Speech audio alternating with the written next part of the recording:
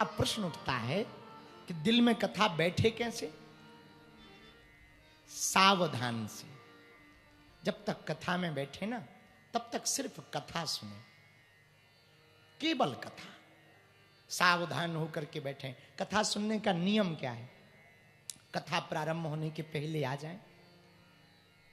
कथा जब तक विराम ना हो तब तक भगवान को पीठ दिखा कर ना जाए, कोशिश भर। अब कोई जरूरी काम आ गया तो बात अलग है, पर बहुत जरूरी नहीं है ना, तो पूरी कथा विराम हो तब जाए, श्रोता सुन लें। यजमान जी, दूसरा नियम क्या है? इन 7 दिनों में वैसे तो कभी झूठ नहीं बोलना चाहिए, पर 7 दिन तो छोड़ ही देना। 7 दिन में तो ना बोलना, ये दूसरा नियम। तीसरा नियम क्या है? तीसरा नियम है भूमि पर शयन करना। चौथा नियम ब्रह्मचर्य का पालन करना। 5वां नियम, हो सके तो दिन में फलाहार रहो, रात को फुल आहार लो।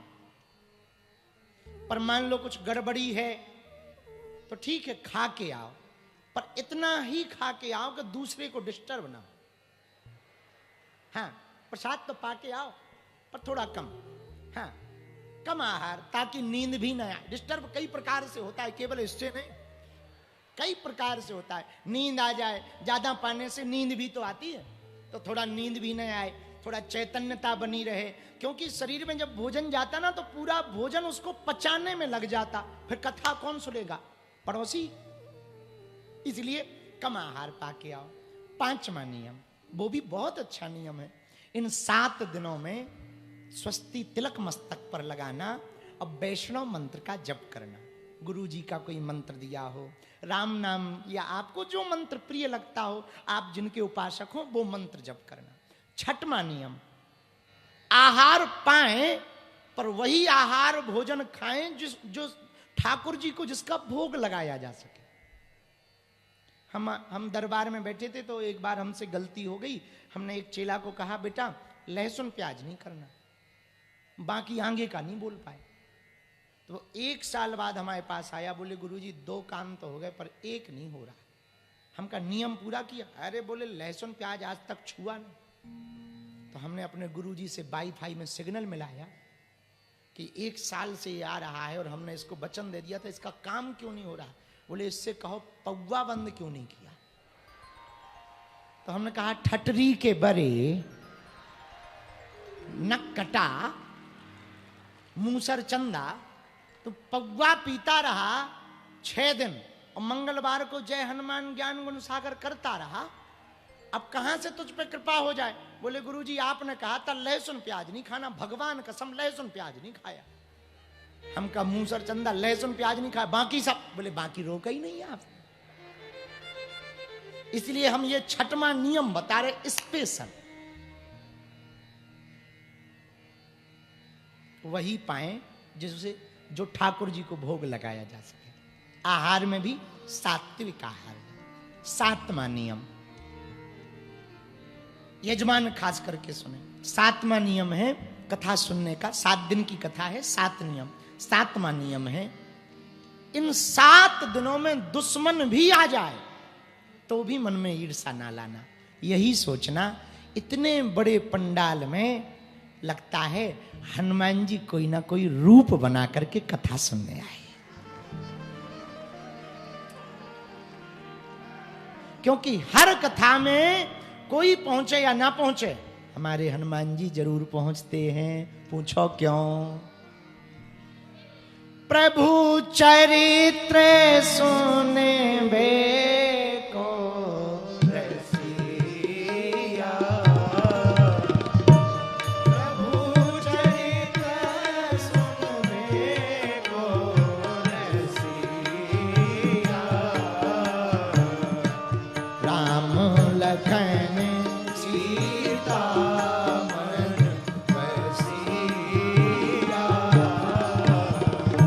राम लखन सीता मन बसिया। गाइए सीताराम सीताराम सीताराम सीताराम सीताराम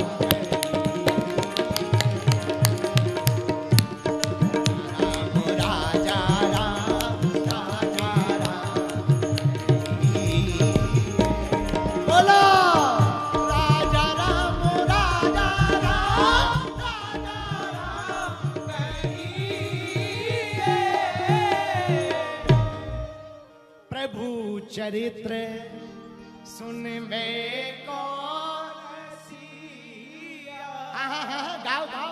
राम लखन सीता मन बसिया। हनुमान जी को कथा प्रिय है, हम लोगों को वृथा प्रिय है। पूछो क्या प्रिय है? हाँ, कथा होत के बीच में हम लोगों की बात, हमारी नहीं, तुम सुनो, अपनी भी 50-50। कथा होत के बीच में पाप उठे अकुलाए, या सोवे या लड़ पड़े या उठ के भग जाए। कथा के बीच में ना पाप बड़े अकुलाते, क्योंकि जब कथा की वाणी कानों से अंदर जाती ना तो भीतर खलबली मचती है। जैसे बहुत नींबू पी लेने से पेट में खलबली मचती ना, वैसे ही कथा सुनने से पापों को खलबली मचती है कि ये क्या हो गया। लगता है ये जो बार बार कानों से आ रहा ना, हम लोगों को हाउस खाली करना पड़ेगा। तो पाप अकुलाते हैं। अब पाप अकुलाते हैं तो क्या करते हैं वो? 2-3 काम। जैसे ही कथा में बैठेंगे तुरंत नींद आएगी, और कई लोगों को इतनी गहरी नींद आती है कि लास्ट ही में जय बोलते हैं। हाँ, और हमने ऐसे भी श्रोता देखे, वो लोग फिक्स है, वो कथा में सबसे आगे आएंगे, और ऐसी जगह देखेंगे जहां टिक जाए। हाँ, फिर बड़ा आनंद लेते हैं। बोलो सीताराम, जरा जोर से बोलो, और जोर से बोलो। तो कथा के बीच में भैया पाप कुलाते हैं, क्या किया जाए? सावधान, इसलिए कम भोजन पाएं। इन 7 दिनों में किसी से ईर्ष्या ना करना, ये 7वां नियम है, किसी से ईर्ष्या ना करना। क्यों? हरि व्यापक सर्वत्र समाना, प्रेम ते प्रगट होई में जान। भगवान सब में व्याप्त हैं, हम में भी भगवान हैं, तुम में भी भगवान हैं। पता नहीं किस रूप में नारायण कथा में आ जाएं।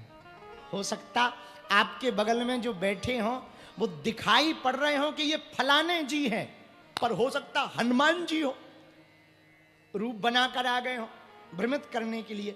हम लोगों की बुद्धि थोड़ी उनको पा सकती क्या? साधारण मति थोड़ी हनुमान जी को पा सकती क्या? ठाकुर जी को पा सकती क्या? उनकी कोई लीला हो। इसलिए भैया इस कथा में जितने श्रोता है, कुछ श्रोता हमने देखे हैं सबसे बाद में आते हैं, पर वो सबसे आगे बैठना चाहे, एक दूसरे के ऊपर चढ़ते। अरे भाई, जहां जगह मिले ना, वो देखो सबसे लास्ट में लोग खड़े हैं, आनंद ले रहे हैं।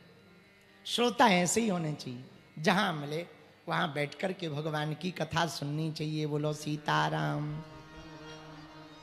अब दूसरी बात, महाराज ये 7 दिन का नियम तो हम करेंगे, पर कथा में ऐसा क्या है जिससे कृपा होती है? जरा बताओ भैया। कथा में महात्मा कीर्तन गाते हैं, भगवान की मधुर मधुर मंगल मंगलमयी कथाएं सुनाते हैं, भगवान की लाड़ प्यार की कथा, प्रेम की कथा सुनाते हैं, भगवान के स्वरूप का वर्णन करते हैं, भगवान की लीला का वर्णन करते हैं, भगवान के चरित्र का वर्णन करते हैं, भगवान के श्रृंगार का वर्णन करते हैं, भगवान की दिव्य दिव्य महिमाओं को गाते। तो भैया ना जाने ऐसी कौन सी बात है जो चित्त में बैठ जाए और उस बात के कारण चित्त चोर भी हमारे चित्त में चिपक जाए। इसीलिए कथा में बहुत फल है भैया, बहुत फल है, बहुत लाभ है। बालाजी महाराज के कृपा पात्र बागेश्वर धाम पीठाधीश्वर परम पूज्य धीरेन्द्र कृष्ण शास्त्री जी महाराज का पावन संकल्प। मध्य प्रदेश में छतरपुर के ग्राम गढ़ा में बनेगा विश्व स्तरीय कैंसर अस्पताल एवं रिसर्च सेंटर, जिसकी आधारशिला देश के यशस्वी प्रधानमंत्री नरेंद्र मोदी जी के कर कमलों से रखी जा चुकी है। 200 करोड़ रुपए की लागत वाले 100 बेड के इस अस्पताल में गरीबों का होगा मुफ्त इलाज। ये बहुत बड़ा अवसर है, बहुत बड़ा काम है। संकल्प बड़ा हो, संतों के आशीर्वाद हो, प्रभु की कृपा हो, तो समय सीमा में सब पूर्ण होता है।